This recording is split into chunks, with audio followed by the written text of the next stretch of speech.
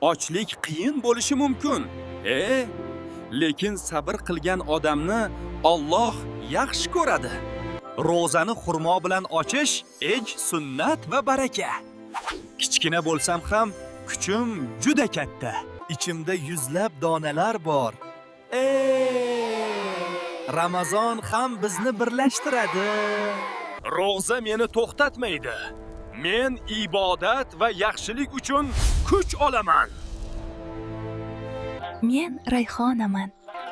Hidim qalbga tinchlik beradi. Ramazon esa ruhimizni tozalaydi. Har kuni ovqat topa olmaydiganlar bor. Shukr qilgan yurak eng boy yurakdir. Men bitta emasman. Ko'pman.